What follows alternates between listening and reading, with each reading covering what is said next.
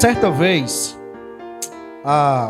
um determinado irmão de uma determinada igreja em que nós congregamos, estava certo que, ao chegar ao final do ano, a igreja iria lhe escolher para exercer uma determinada função que ele estava querendo muito exercer naquela igreja. Ao chegar ao final do ano, então, a igreja decidiu não escolher aquele irmão para aquela função que ele tanto queria. Ele, com muita insatisfação no seu coração, ainda naquele ano, ele decidiu sair da igreja e mudou para uma outra igreja. E depois, até a última notícia que eu tive dele, ele estava vivendo num caminho extremamente distante do Senhor. E tudo isso começou porque ele queria servir a Deus aonde ele queria, do jeito que ele queria, da forma como ele queria. E quando isso não aconteceu, então ele, insatisfeito, resolveu largar tudo e abandonar até mesmo os caminhos do Senhor. Aquele Senhor, ele esqueceu de olhar para o exemplo maior de serviço. Ele esqueceu de colocar os seus olhos em Cristo Jesus e ter em Cristo Jesus aquele que é o exemplo maior para nós servirmos, para a forma como vamos servirmos e o local aonde nós vamos servir. De modo que nesta noite eu quero considerar que Jesus é exemplo de servo a ser seguido. Na verdade, Jesus é o exemplo de servo a ser seguido. Vários textos nós poderíamos utilizar para pensar nesta ideia. Por exemplo, nós poderíamos lançar mão de Filipenses capítulo 2, versos 5 a 11, que foi lido aqui. Mas nesta noite, dando continuidade então às exposições no Evangelho de João, eu quero considerar o capítulo de número 13, versos de 1 a 17, e quero convidar os irmãos que podem ficarem de pé para que juntos possamos fazer a leitura da palavra do nosso Deus.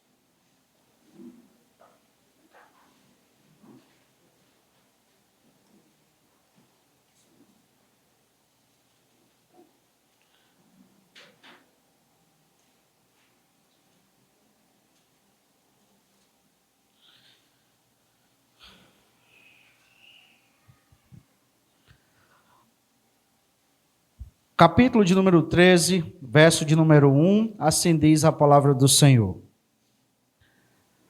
Antes da festa da Páscoa, sabendo Jesus que era chegada a sua hora de passar deste mundo para o Pai, tendo amado os seus que estavam no mundo, amou-os até o fim.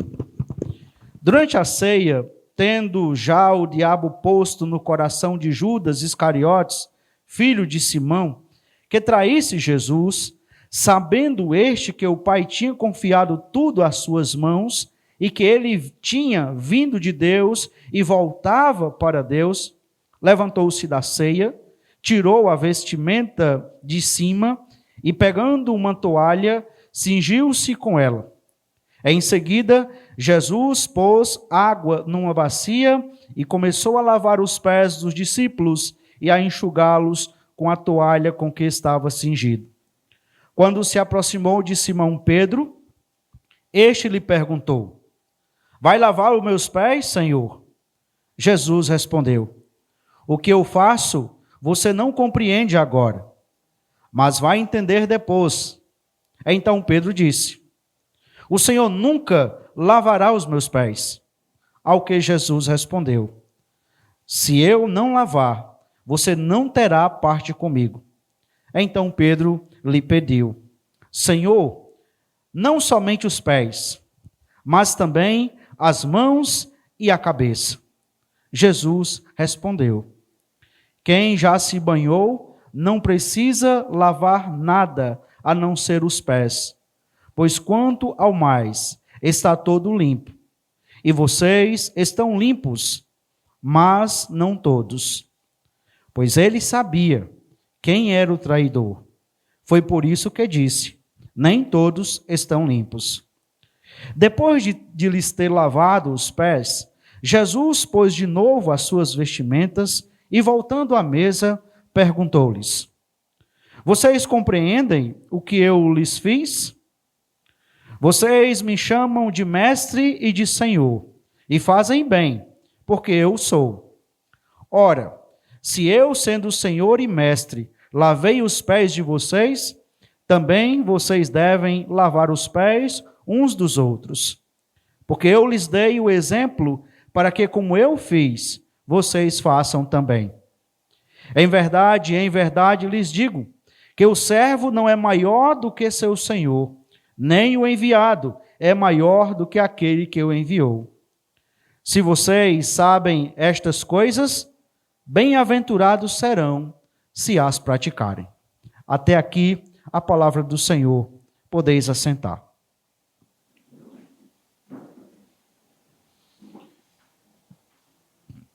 Jesus é o exemplo de servo a ser seguido.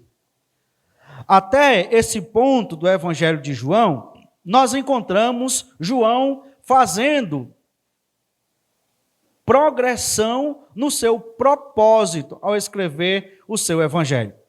Ele espera que os seus ouvintes reconheçam Jesus como sendo Cristo, e ao reconhecer Jesus como sendo Cristo, eles possam então entregar as suas vidas a Cristo para terem vida eterna. Mas o interessante notarmos que a partir do verso de número 13, nós temos uma mudança nessa progressividade do livro do Evangelho de João. Em dois sentidos, nós encontramos esta mudança. Primeiramente, observe que do 13 em diante, nós vamos encontrar uma mudança na seguinte situação. No Evangelho de João, geralmente nós temos o sinal e depois Jesus trazendo uma série de ensinos que advêm desse sinal que ele fez. Foi assim, por exemplo, com o cego, foi assim, por exemplo, com Lázaro e com tantos outros que nós temos no Evangelho de João. Mas aqui nós encontramos uma mudança interessante. Jesus, ele está dando vários ensinamentos para que só então depois o grande sinal possa acontecer, que era então a crucificação. Mas esta mudança também pode ser percebida porque a partir do capítulo 13, nós vamos encontrar Jesus tendo reunião particular com seus discípulos. A partir de agora, Jesus não está se voltando para a multidão, Jesus não está se voltando para aqueles que estavam ali de alguma maneira rodeando Jesus, interessados por Jesus. Jesus agora trata de forma específica com seus discípulos. E Jesus, então, passa várias instruções durante esse período que nós vamos encontrar aqui da última semana de sua vida para os seus discípulos. E uma dessas instruções foi a respeito da servidão.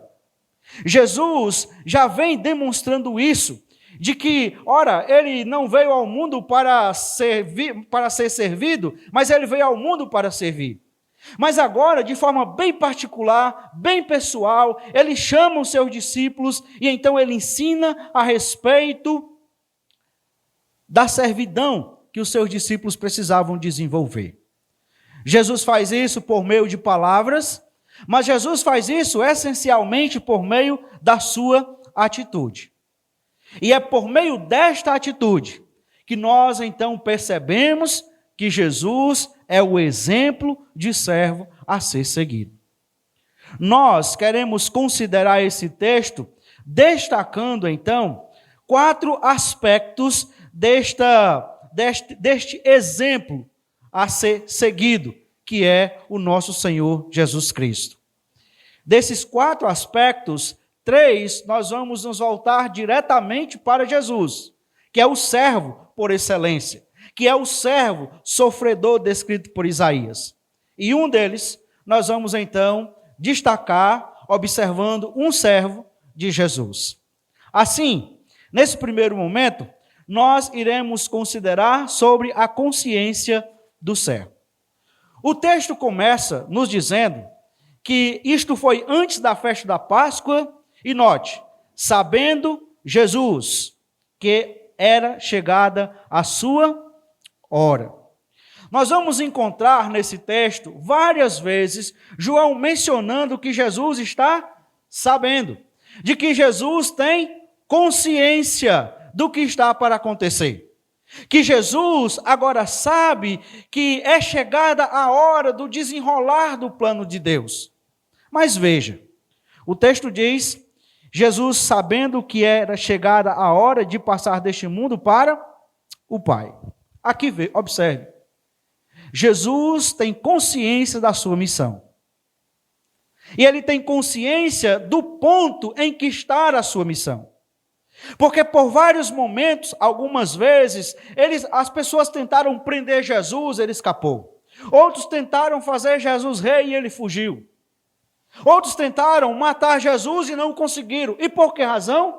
Porque Jesus disse que não era chegada a minha hora. Mas agora nós vamos perceber essa repetição, essa ênfase de Jesus, de que a minha hora é chegada. Ele tinha consciência de que sua missão estava evoluindo, progredindo, e ele tinha consciência do ponto onde estava a sua missão. Mas veja, Jesus não só tinha consciência da sua missão, mas ele tinha também consciência do amor pelos seus discípulos. O texto segue, e ele diz, chegada a hora de passar deste mundo para o Pai, tendo amado os seus que estavam no mundo, amou-os até o fim. E aqui é uma expressão muito interessante, porque demonstra que Jesus estava amando aqueles que eram seus. Jesus estava amando os seus discípulos e aponta para um amor intenso, aponta para um amor contínuo, aponta para um amor que não tem interrupção, aponta para um amor que é demonstrado e revelado e manifestado de várias formas. E o texto nos diz que Jesus tem consciência daqueles que são amados por Ele. Jesus tem consciência daqueles que são seus, mas Ele tem consciência também daqueles que são amados por Ele. Mas o texto segue. Verso 2. Diz que durante a ceia, tendo já o diabo posto no coração de Judas Iscariotes, filho de Simão, que traísse Jesus, sabendo este que o Pai tinha confiado tudo às suas mãos, e que ele tinha vindo de Deus, voltava para Deus, levantou-se da ceia, tirou a vestimenta de cima e, pegando a toalha, cingiu-se com ela. Jesus tem consciência da sua missão, Jesus tem consciência do amor pelos seus, mas Jesus também tem consciência da dificuldade do serviço a ser realizado. Ele tem consciência de que ser servo não é algo simples, que tem alguns entreveros, algumas dificuldades que atuam para tentar de alguma forma atrapalhar a concretização da sua missão. Diz o texto que Satanás já havia posto no coração de Judas Iscariotes, filho de Simão, que traísse Jesus. E note, o texto nos diz que o Senhor Jesus, ele então lida com essa dificuldade. Quando foi então que Satanás conseguiu implantar esse desejo no coração de Judas? Nós não sabemos bem, mas já no capítulo 12 nós encontramos Judas sendo interesseiro e João dizendo que Judas roubava o dinheiro de Jesus. Então talvez já vem algum tempo que Judas vem nutrindo no seu coração o interesse para que a coisa desse certo para ele. Até alguns que acham que o primeiro discípulo que entendeu realmente a missão de Jesus era Judas, pelo menos parcialmente. E parece que Judas chegou a um ponto e disse, rapaz, esse cara vai morrer mesmo. E eu deixei tudo que eu tinha para seguir ele. E quando ele morrer, se acaba tudo. Quem é que vai continuar ofertando com a gente? Se não tem como ofertar com a gente, não tem como eu roubar dinheiro. Não tem como eu fazer o caixa 2. Então, se ele morrer, acaba a minha galinha dos olhos de ouro. Então, eu vou tentar arrumar um jeito aqui de lucrar, ainda que seja com a morte dele. Mas o texto nos diz que Satanás já estava dominando o coração de Judas. Satanás encontrou no coração de Judas um terreno fértil. E aqui, meus irmãos, é a primeira coisa que me chama a atenção nesse texto. Judas foi chamado por Jesus. Judas estava quando os discípulos expulsaram demônios pelo poder de Jesus. Judas viu mortos ressuscitarem. Judas viu cego enxergarem, coxo andarem. Judas viu. Judas ouviu. Judas estava desfrutando desse momento íntimo com Jesus. Mas o seu coração não era mais de Jesus. O seu coração era dominado por Satanás. Veja, o texto continua. E nos diz que Jesus tem consciência da sua missão, consciência do amor pelos seus, da dificuldade do serviço, mas Jesus também tem consciência da sua identidade. O texto diz, aí no verso de número 3, que sabendo este, relacionado a Jesus, que o Pai tinha confiado tudo às suas mãos e que ele tinha vindo de Deus e voltava para Deus. Jesus tinha consciência de quem ele era. Jesus tinha consciência da sua identidade. Ele sabia que a sua identidade estava atrelado a Deus. A sua identidade não era atrelada, não era definido pelo que as pessoas achavam do que Jesus fazia. A sua identidade não era definida na opinião dos religiosos que tinha ali. A sua identidade não era definida por ele agradar ou não as pessoas. A sua identidade estava definida na pessoa do Pai. E ele diz que o Pai tinha confiado tudo às suas mãos. E que ele veio de Deus e que ele voltava para Deus. Note, nós temos um servo que tem consciência. Consciência da sua missão, do amor pelos seus, consciência das dificuldades do serviço, mas também consciência da sua identidade, que foi formada a partir do seu relacionamento com o Pai. Mas o segundo aspecto, além da consciência, é a conduta do servo. O verso de número 4 e 5 nos diz que ele levantou-se da ceia, tirou a vestimenta de cima e, pegando uma toalha, cingiu-se com ela. Em seguida, Jesus pôs água numa bacia e começou a lavar os pés dos discípulos e a enxugá-los com a toalha com que estava cingido. E aqui, deixe-me relembrar para nós como é que funcionava todo esse ritual. Então você tinha uma mesa baixa, talvez ali em forma de U, aonde o dono da casa sentava e ele recebia os seus convidados, que não ficavam sentados numa cadeira, como algumas vezes nós observamos aquelas,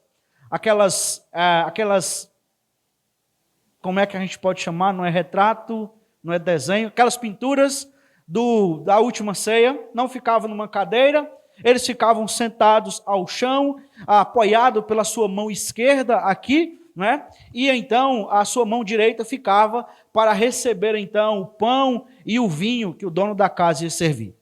Mas até chegar aqui, nós precisamos lembrar de que a cidade de Jerusalém e os seus arredores era uma cidade de terra batida. Não se tinha calçados fechados como nós temos hoje. Não havia sapatos como nós temos hoje fechados, ou sandálias fechadas. Então, era tudo aberto. Se você já andou num canto de terra batida com uma sandália aberta, você sabe que junta muita poeira, muita sujeira. Os discípulos passavam o dia andando de lá para lá, daqui para lá, e então chega a noite para a ceia. O que era comum nesta ceia? Era que o dono da casa escolhesse o serviçal mais baixo que tinha, para que então, antes deles cearem, aquele serviçal pudesse ir lavar os pés dos seus convidados. Agora, isto era o serviçal mais baixo que tinha na casa. Não era qualquer servo que fazia esse trabalho. Era aquele servo na condição mais baixa que tem. Note que Jesus chega ali, você tem um momento, e todos eles estão com os pés sujos, porque nenhum deles, questiona o fato de ter que lavar os pés. mas nenhum deles toma atitude. E aqui nós começamos a perceber o comportamento deste servo. Note que esse comportamento do servo é marcado primeiramente pelo amor que nós já vimos no verso número 2. Ele age daquela forma com os seus discípulos porque ele ama os seus discípulos. Ele tem um comportamento assim, ele tem uma conduta desta forma porque ele ama os seus discípulos. Mas note, o amor por si só não é grande coisa. É necessário que esse amor ele seja manifestado por meio da ação. Então, o que é que Jesus faz? Diz o texto que Jesus se levanta da ceia, ele tira a sua vestimenta. Agora imagine o olhar dos discípulos. Há uma música que diz Tenho Márcios, que tenta descrever essa cena. E o título dessa música é Cora Coração. Cora vem de corado e vergonha. Uma música bem interessante. Mas em uma das partes, ele tenta demonstrar a perplexidade dos discípulos com a ação de Jesus. Ora, se isso daqui era para o servo mais baixo que era para fazer, quem está fazendo é o nosso mestre, é o nosso Senhor. Mas Jesus, sem se importar com a opinião dos outros, Jesus, sem se importar se ele estava agradando os outros ou não, consciente da sua identidade, ele então toma uma ação. Ele vai lá e ele então lava os pés dos discípulos. E entre esses discípulos está Judas. Este comportamento que é marcado pelo amor, esta conduta que é marcado pelo amor, que é marcado pela ação, é marcado também pela humildade. Não há registro, nem na história secular, nem na história bíblica, de que algum dia um mestre tenha tomado a atitude de lavar os pés dos seus discípulos. Ainda que aqueles discípulos fossem muito amados pelo seu mestre. Mas ainda assim nós não temos esta descrição. Mas aqui nós temos. E talvez aqui nós tenhamos um dos maiores exemplos de humildade demonstrado por Jesus durante o seu ministério terreno. Veja, nós temos visto a consciência do servo, nós temos visto o comportamento do servo, mas agora eu quero destacar o coração do servo. E este aspecto é retirado não da pessoa de Jesus, que é o servo por excelência, mas de Pedro, que era servo de Jesus. Nos diz o texto, no verso de número 6, que então, quando ele se aproxima de Simão Pedro, este lhe perguntou: vai lavar os meus pés, Senhor? Jesus respondeu: o que eu faço não compreende agora, mas vai entender depois. Eu quero chamar a sua atenção para o fato de que Pedro não compreendeu. O coração de Pedro, ele não compreendeu a ação de Jesus. O coração de Pedro não entendeu a conduta de Jesus. E à primeira vista, nos parece que Pedro ele está preocupado com a honra de Jesus. Que ele está preocupado com a glória de Jesus. Porque como é que Jesus sendo mestre, como é que Jesus sendo Senhor, e note, ele usa essa expressão. E é muito interessante. Observe esse diálogo aqui, né? Como é que Jesus sendo mestre e Senhor, ele se humilha ao ponto de fazer o serviço do serviçal mais baixo na casa. E parece que Pedro está preocupado com a honra do Senhor. E Jesus então diz: olha Pedro, você não entende. Nós temos uma incompreensão sincera. Nós não podemos achar que Pedro está sendo maldoso nessa incompreensão dele. Ele é sincero. Pedro está realmente preocupado com o nome de Jesus, com a glória de Jesus, porque o que é que se ia dizer desse grande mestre e Senhor se humilhando a esse ponto? Ora, mas uma incompreensão sincera e errada, uma sinceridade errada, não é suficiente. Pedro estava aqui como aquela pessoa apaixonada, mas ao mesmo tempo sem entendimento, mas ao mesmo tempo sem compreensão. E uma paixão sem entendimento, sem compreensão, uma paixão que não caminha, não bate na batida do coração de Deus, não é suficiente. É uma paixão perigosa. Note, o texto então segue dizendo que Jesus diz: o que eu faço, você não compreende agora, mas vai entender depois. Então, Pedro disse: o Senhor nunca lavará os meus pés.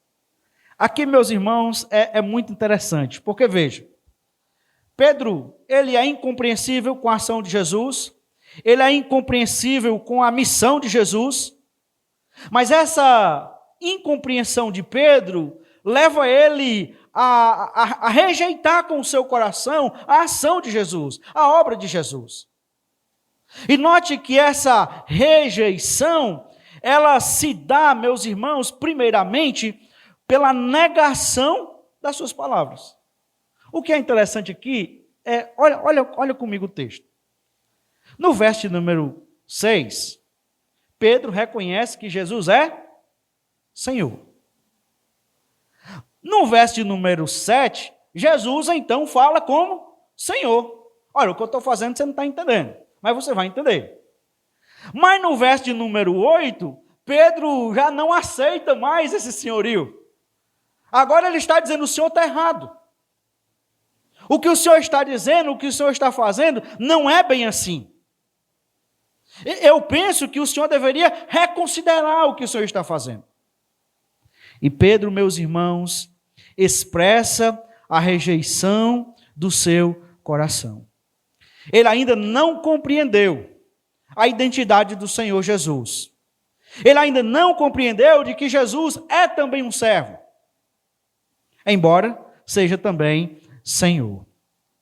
Observe que ele diz: jamais o Senhor nunca lavará os meus pés.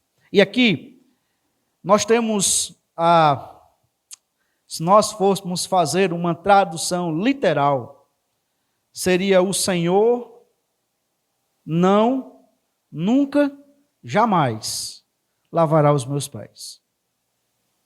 É uma rejeição enfática. Note de que essa rejeição enfática se dá pelo fato de Pedro estar preso aos valores da sua vida. Se dá pelo fato de Pedro estar preso, então, aos seus conceitos.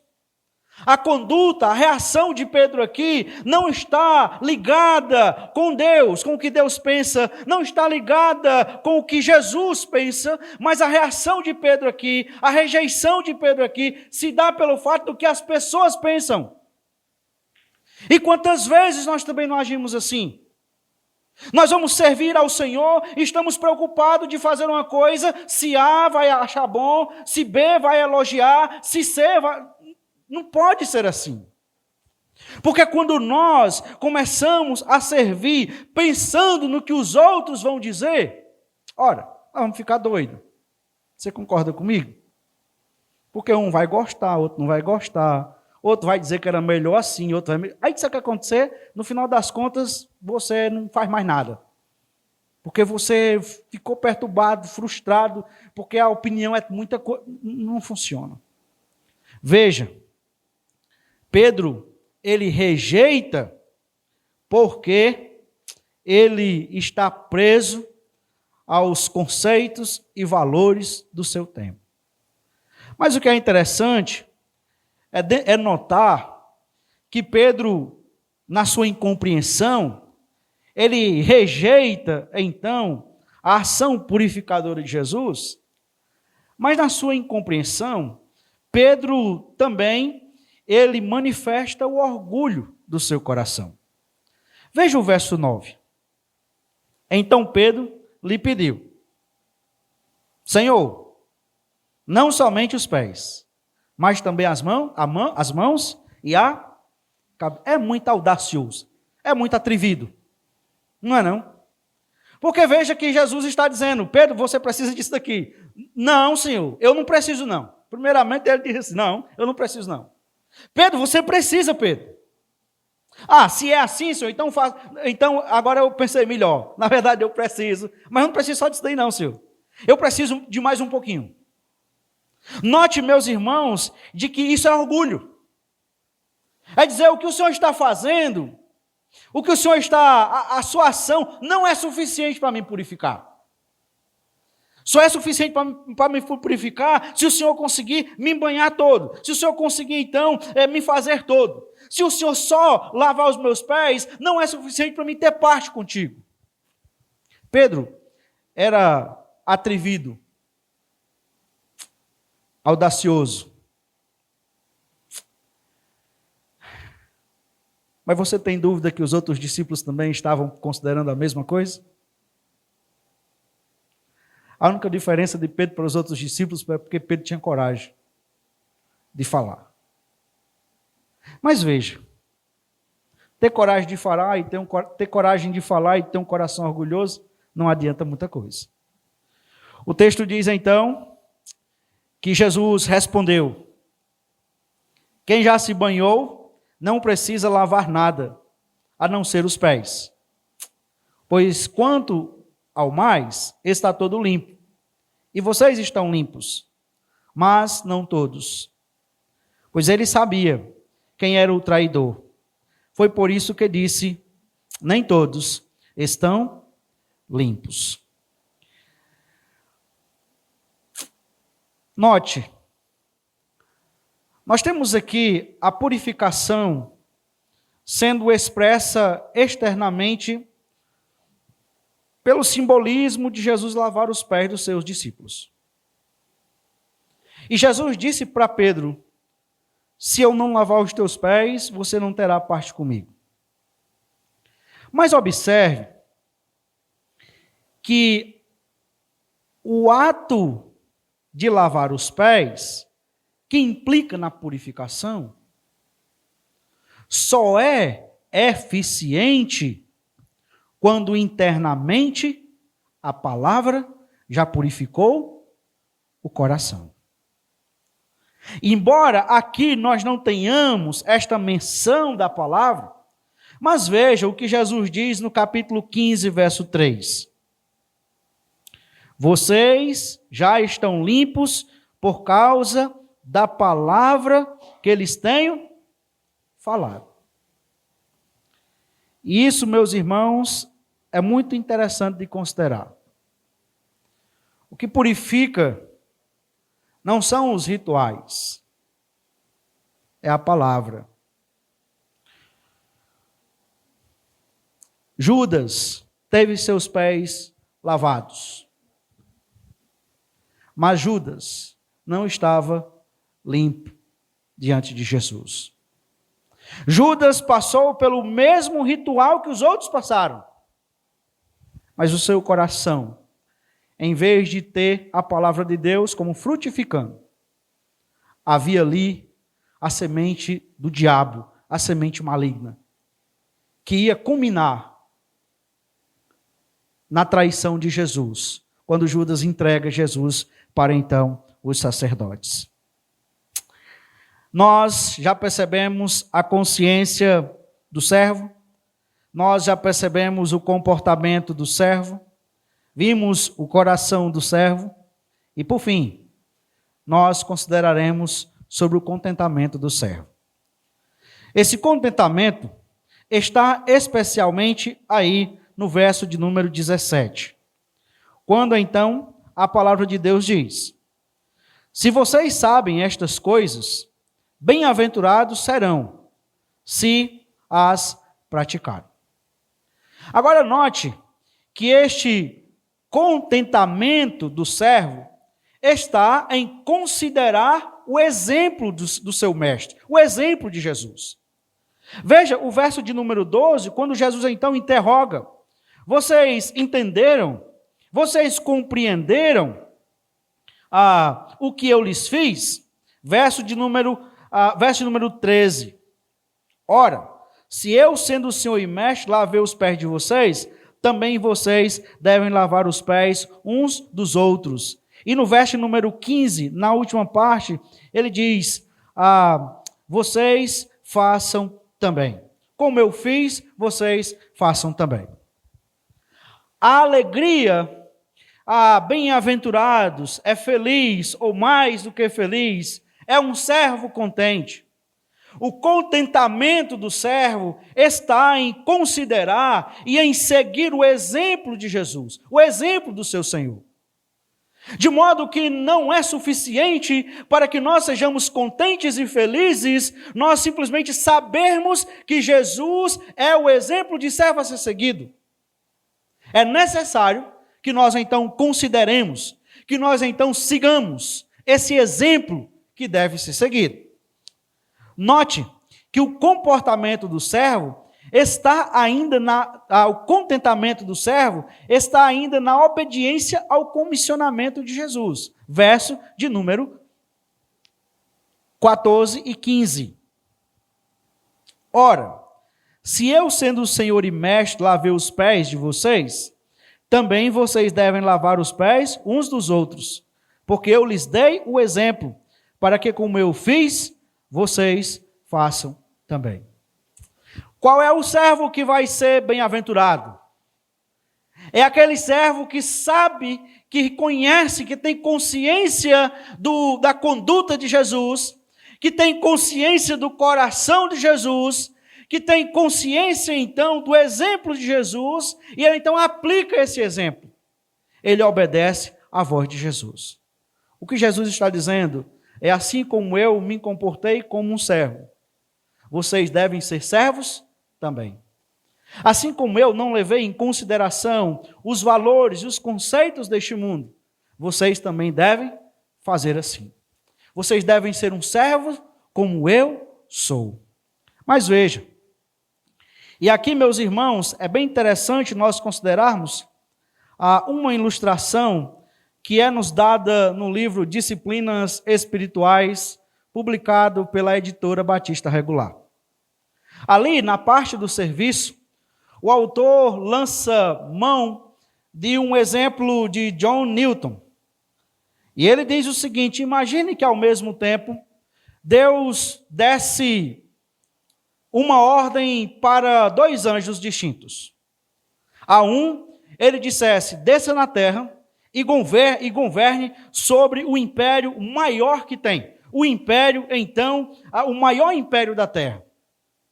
E a outra, ele dissesse, desça a terra e o seu trabalho vai ser varrer o vilarejo mais sujo, mais podre, mais nojento que tem. E ele pergunta,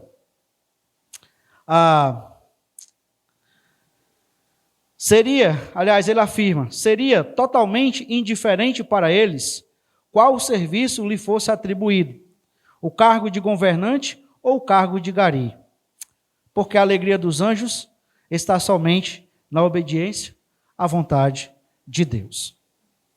Para eles não havia diferente, se eles estariam no palácio ou eles estariam nos vilarejos apodrecidos. O que importava era eles obedecer ao comissionamento de Deus. O que os faria felizes e contentes é eles obedecer ao contentamento de Deus. O contentamento do servo está ainda na compreensão da sua identidade. O verso de número 17 do nosso texto, ele nos diz, se vocês sabem estas coisas, bem-aventurados serão se as praticarem. O que é que deixa um servo feliz e contente? É ele ser servo. É ele compreender a sua identidade. É ele saber que a maior alegria que ele pode ter não é estar num serviço que dê destaque para ele. Não é estar num serviço que dê status para ele. Mas é simplesmente no fato dele ser servo. Seja nos bastidores, seja fora dos bastidores. O que importa é ele ser servo. O contentamento do servo está no fato dele simplesmente agir como servo. É isso que o Senhor diz. Vocês sabem estas coisas serão bem-aventurados se as praticarem. Serão felizes se as praticarem. Eu quero concluir fazendo algumas aplicações advindas desse texto. A primeira delas, meus irmãos, é que nós somos salvos para servir. Somos salvos para servir a Deus. Somos salvos para servir ao seu reino. Somos salvos para servir a sua glória. Nossa devoção é aquele que está sentado no trono, que governa sobre todas as coisas. Mas nós somos salvos também para servir ao próximo. Mas note, é interessante nós lembrarmos de que servir sempre será uma coisa difícil para nós. Porque servir requer humildade. Servir requer se rebaixar. E nós, muitas vezes, na altitude do nosso orgulho, nós temos dificuldade. Muito embora nós saibamos que nós fomos salvos para servir. E note que a ideia aqui do texto é nós servirmos com alegria. É no ato de eu servir ao Senhor, de eu servir ao outro, que eu então vou encontrar esta felicidade. Eu vou encontrar esse contentamento. E aqui eu penso que uma imagem que veio na minha mente, quando eu estava preparando esta aplicação, foi a imagem da irmã Dark, né? Irmã Dark servia ao reino e ao outro com alegria. Com tantas vezes, chegávamos aqui, calor truando nessa cozinha aí, né? E a irmã Dark já recebia a gente com um sorriso. Somos salvos para servir, mas não é servir de forma emburrada. É servir com contentamento, com alegria. Pois, ao final das contas, é o fato de nós servirmos que nos faz felizes, que nos faz contentes. Compreender nossa identidade define como vivemos neste mundo. Agora, meus irmãos, nossa identidade precisa ser formada a partir de Deus. Quem eu sou? A minha identidade, ela não pode ser formada a partir da opinião das pessoas. Porque se a minha identidade for formada a partir da opinião das pessoas, eu não terei uma identidade. Porque ela vai ser formada a partir da opinião. Então, um diz uma coisa hoje, aí eu sou assim. Diz outra coisa amanhã, eu sou assim. Não vamos ter identidade. Quando nós compreendemos a nossa identidade a partir de Deus, quando a nossa identidade está atrelada à pessoa de Deus, nós somos libertos da opinião das pessoas. Nós somos libertos, muitas vezes, do ódio das pessoas. Nós somos libertos para amar as outras pessoas sem limites, apesar de, muitas vezes, não termos reconhecimento. Porque o que faz a minha alegria, a minha felicidade, não é se alguém reconhece ou não o que eu faço. A minha alegria e a minha felicidade está no fato de eu ser um servo, da minha identidade ser tida, ser calcada no meu Senhor, e eu sou o servo dele, e eu estou aqui para fazer o que ele quer, da forma que ele quer, independentemente do que A ou B ou C esteja opinando. Nós precisamos compreender nossa identidade a partir de Deus, porque senão nós não vamos conseguir viver nesse mundo. Uma terceira aplicação é que rituais externos só têm valor quando internamente já estamos limpos pela palavra de Deus. Lembre disso, lembre disso. Nós não podemos achar que o fato de nós passarmos pelos rituais, que tem o seu valor, tem o seu valor. Mas nós não podemos achar que o fato de nós estarmos participando desses rituais, como batismo, ceia, como o fato de nós virmos, sentarmos e ouvirmos, é suficiente para que nós tenhamos então uma purificação do Senhor em nossas vidas. Eu posso passar por todos os rituais existentes, mas se a palavra de Deus não está no meu coração, se a palavra de Deus não é o centro do meu coração, se a palavra de Deus não é o Senhor do meu coração, eu não tenho parte com Cristo. Eu não estou caminhando com Cristo. E não importa se eu tenha 10 anos de crente, se eu não seja crente, não importa seja o que for.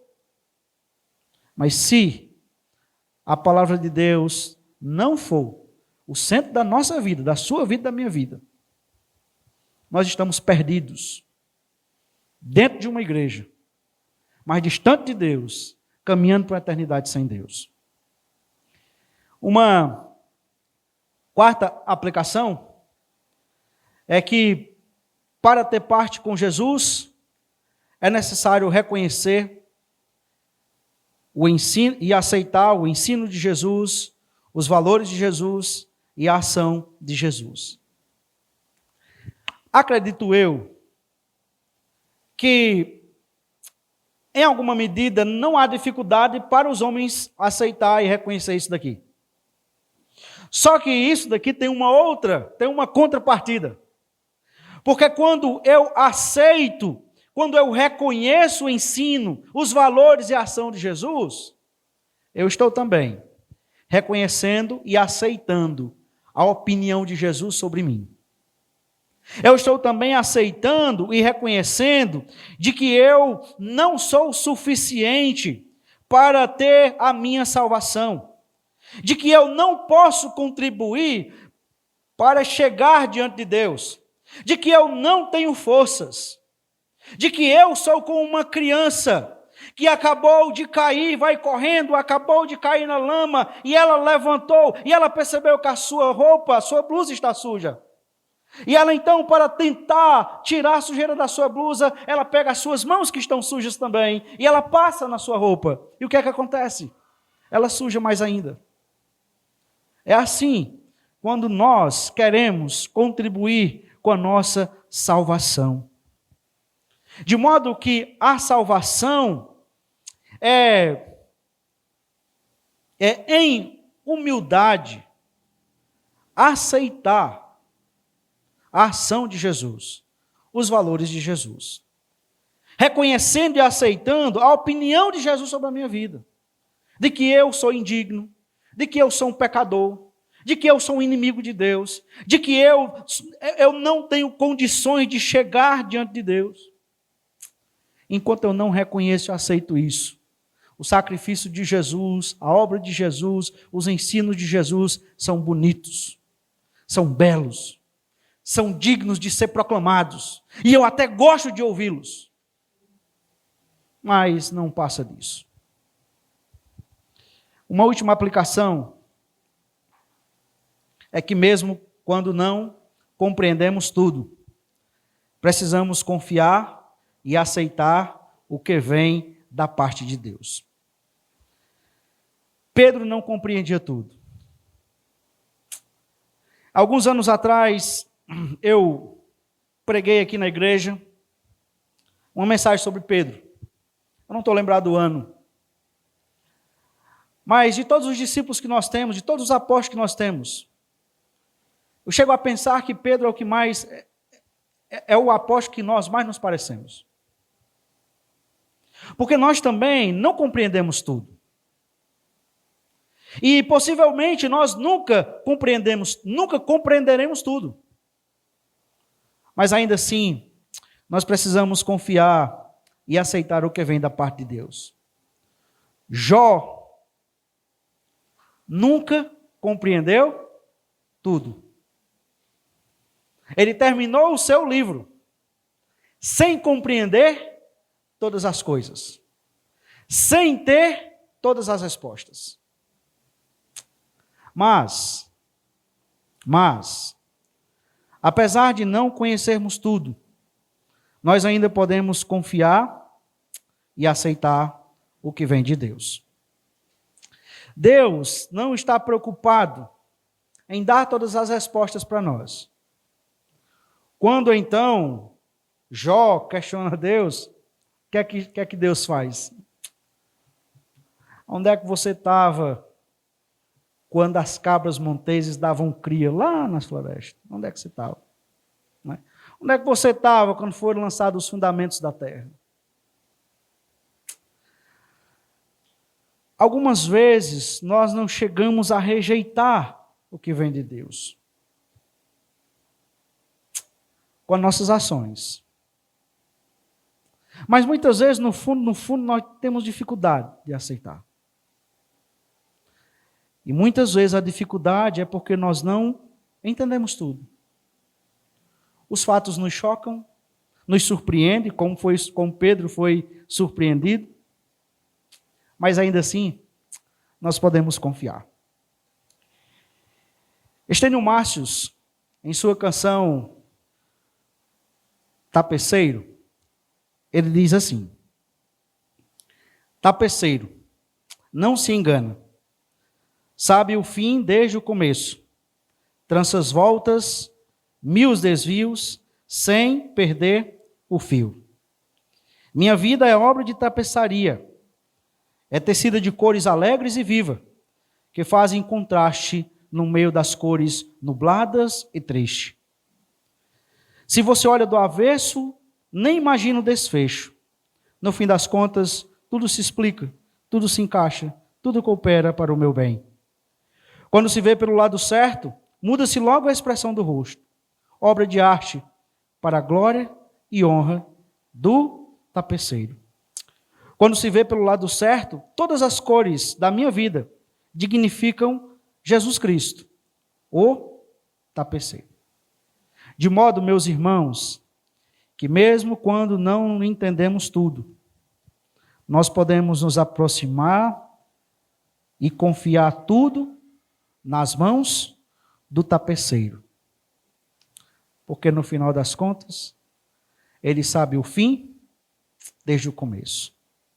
Quando nós lidarmos com situações como a de Pedro, em que nós não entendemos tudo, ainda assim, nós podemos confiar e aceitar. Porque o Deus que permitiu que viesse, é o Deus que conhece o fim desde o começo, é o tapeceiro da minha vida e da sua vida.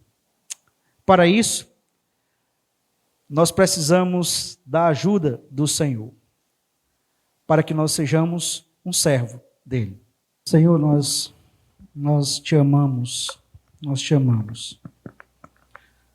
Tu és o único Deus capaz de proporcionar para nós o supremo exemplo a ser seguido, que é o teu Filho Jesus.